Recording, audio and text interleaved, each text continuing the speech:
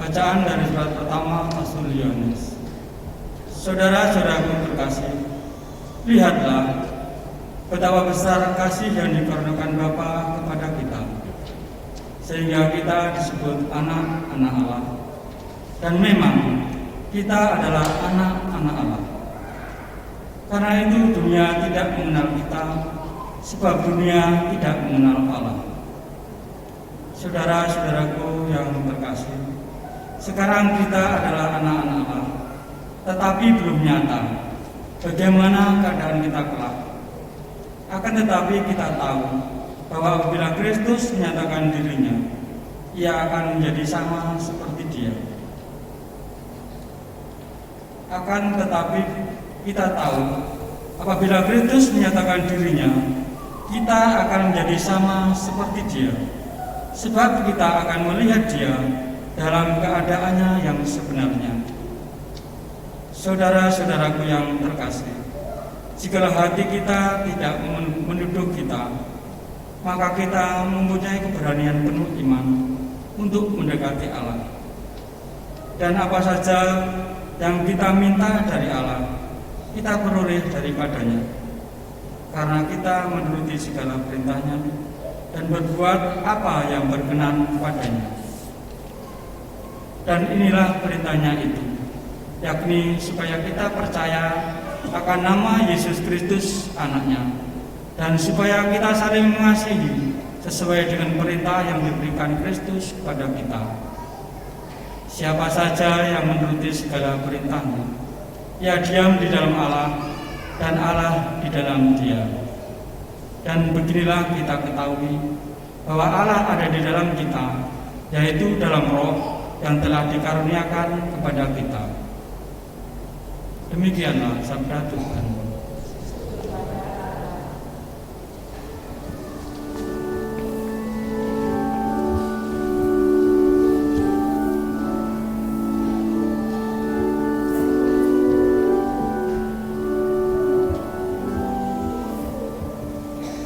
Haleluya, haleluya, haleluya, haleluya, haleluya, haleluya.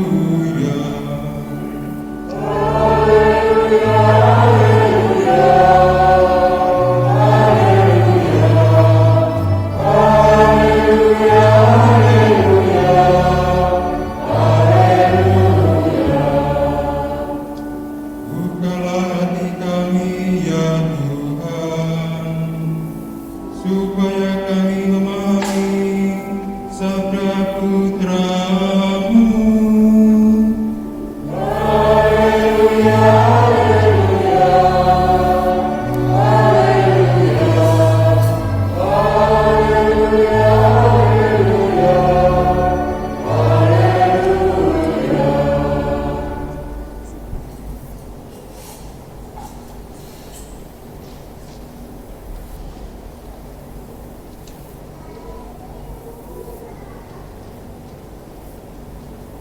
Tuhan bersamamu.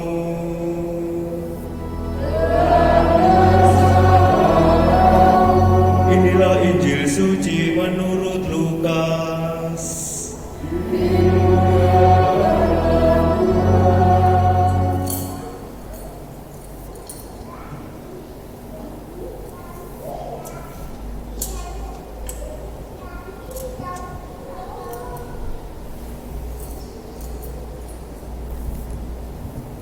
Setiap tahun pada hari raya Paskah, orang tua Yesus pergi ke Yerusalem. Ketika Yesus telah berumur 12 tahun, pergilah mereka ke Yerusalem seperti yang lazim pada hari raya itu. Seusai hari-hari perayaan itu, ketika mereka berjalan pulang, tinggallah Yesus di Yerusalem tanpa diketahui orang tuanya. Karena mereka menyangka bahwa Yesus ada di antara orang-orang seperjalanan mereka, berjalanlah mereka sehari perjalanan jauhnya, lalu mencari Dia di antara kaum keluarga dan kenalan. Karena tidak menemukan Dia, kembalilah orang tua Yesus ke Yerusalem sambil terus mencari Dia. Sesudah 3 hari, mereka menemukan Yesus dalam bait Allah. Ia sedang duduk di tengah-tengah para guru agama sambil mendengarkan mereka dan mengajukan pertanyaan-pertanyaan kepada mereka. Semua orang yang mendengar dia sangat heran akan kecerdasannya dan jawaban-jawaban yang diberikannya. Ketika Maria dan Yusuf melihat dia, tercenganglah mereka. Lalu kata ibunya kepadanya, "Nak, mengapakah engkau berbuat demikian kepada kami? Lihat, bapamu dan aku cemas mencari engkau." Jawab Yesus kepada mereka, "Mengapa kamu mencari aku? Tidakkah kamu tahu bahwa aku harus berada di dalam rumah Bapakku?" Tetapi mereka tidak mengerti apa yang dikatakan Yesus kepada mereka. Lalu Yesus pulang bersama-sama mereka ke Nazaret. Ia tetap hidup dalam asuhan mereka. Maria pun menyimpan semua hal itu di dalam hatinya. Yesus makin dewasa dan bertambah hikmatnya. Ia pun makin dikasihi oleh Allah dan manusia. Demikianlah sabda Tuhan.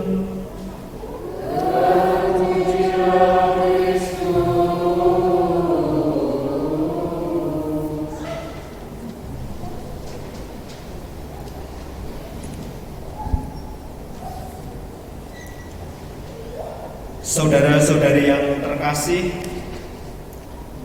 masih dalam suasana Natal yang telah kita rayakan kemarin, mulai dari Vigili Natal sampai dengan Hari Raya Natal. Hari ini 26 Desember, gereja menempatkan suatu perayaan yang istimewa pula, yaitu Pesta Keluarga Kudus. Mengapa Keluarga Kudus diletakkan sebagai suatu perayaan setelah Natal? Mengapa kok tidak perayaan-perayaan yang lain seperti Santo Santa, kemudian peristiwa-peristiwa iman, pemberkatan dan sebagainya? Di sini saya merenungkan bahwa Pesta Keluarga Kudus merupakan suatu bentuk penegasan di mana Allah hadir juga melalui lewat keluarga, dan lewat Keluarga Kudus mau mengatakan kepada kita semua bahwa kehadiran Yesus di dalam keluarga menjadi suatu panggilan bagi kita bersama, secara khusus bagi keluarga Kristiani untuk selalu meneladan keluarga kudus dari Nazaret, yaitu Yusuf, Maria, dan Yesus sendiri. Saudara-saudari yang terkasih, Pesta Keluarga Kudus juga mau mengajak kepada kita semua.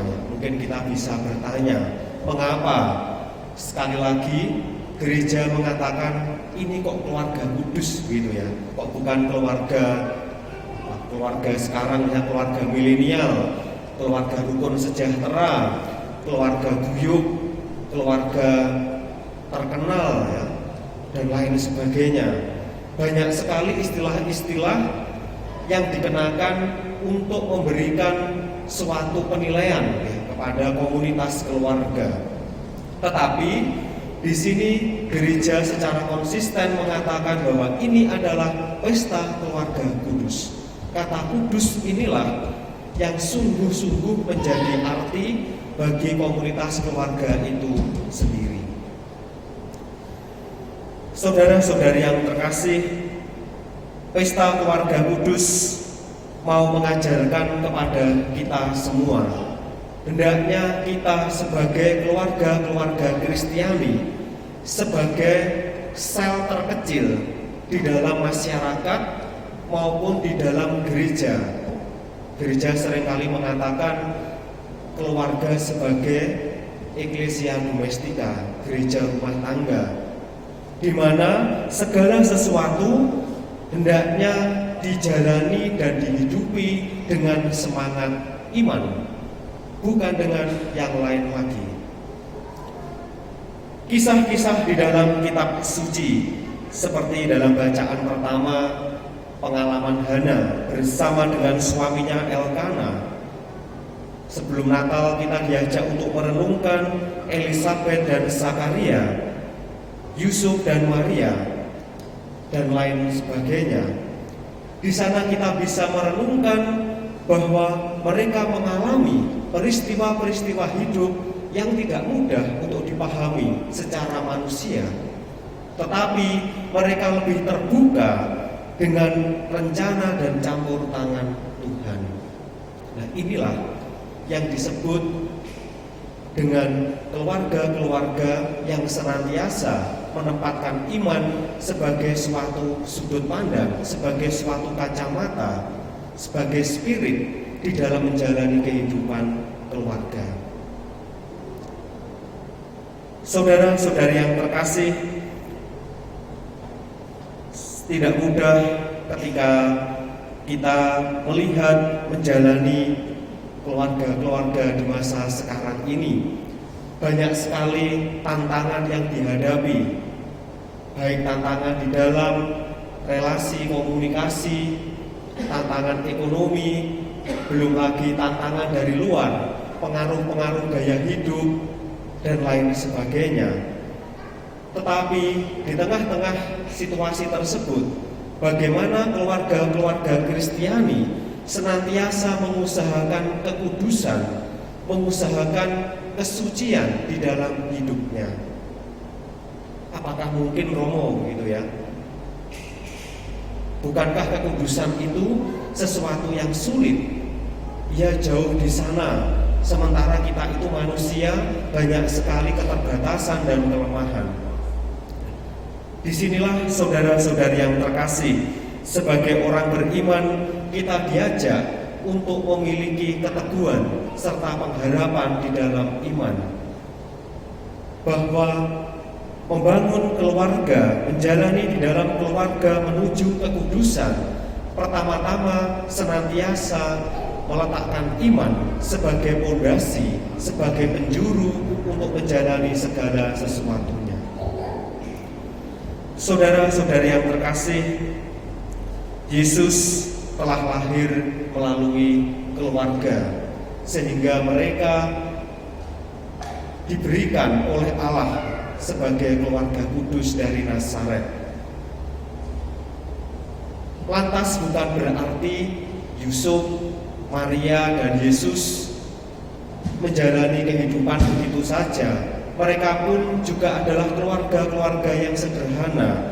Mereka pun juga merupakan keluarga yang juga berjuang untuk menghidupi di dalam kehidupan mereka, mendidik Yesus, membangun komunikasi antar pasangan, di mana Yusuf dan Maria sebagai orang tua memberikan pengasuhan kepada Yesus sendiri. Melalui usaha-usaha inilah mereka senantiasa mengusahakan kebaikan serta kekudusan di dalam hidupnya.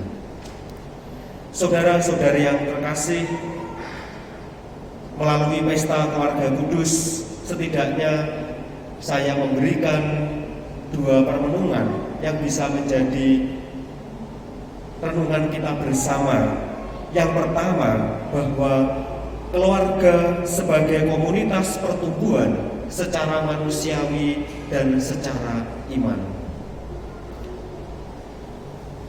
Keluarga merupakan tempat yang pertama di mana setiap manusia ada lahir, bertumbuh, dan berkembang. Di sana setiap pribadi diajarkan akan nilai-nilai kehidupan. Bagaimana orang tua mendidik anak-anaknya, bagaimana anak belajar untuk senantiasa bertumbuh dan dewasa melalui keteladanan dari para orang tua. Sekarang bagaimana para orang tua memberikan pendidikan kepada putra-putrinya? Apakah hanya mengejar pendidikan yang bersifat humaniora, yang manusiawi belaka, tetapi untuk pendidikan iman nanti dulu? Maka di sini bagaimana keluarga-keluarga diajak senantiasa memberikan pendidikan iman. Melalui apa? Melalui doa bersama. Apakah masih ada kesetiaan untuk doa bersama di dalam keluarga-keluarga? Membaca dan merenungkan kitab suci, mengajak ke gereja, mendorong untuk berpartisipasi terlibat kegiatan-kegiatan, entah melalui BIA, rekat, OMK, kegiatan di lingkungan, di gereja dan sebagainya.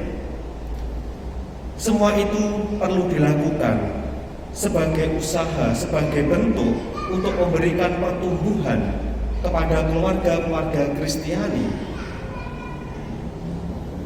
Yang kedua, melalui pesta keluarga kudus, kita semua diajak untuk senantiasa menghadirkan Yesus di dalam segala hal. Menghadirkan Yesus di dalam segala hal. Bagaimana Yesus menjadi pondasi atau pusat hidup di dalam keluarga.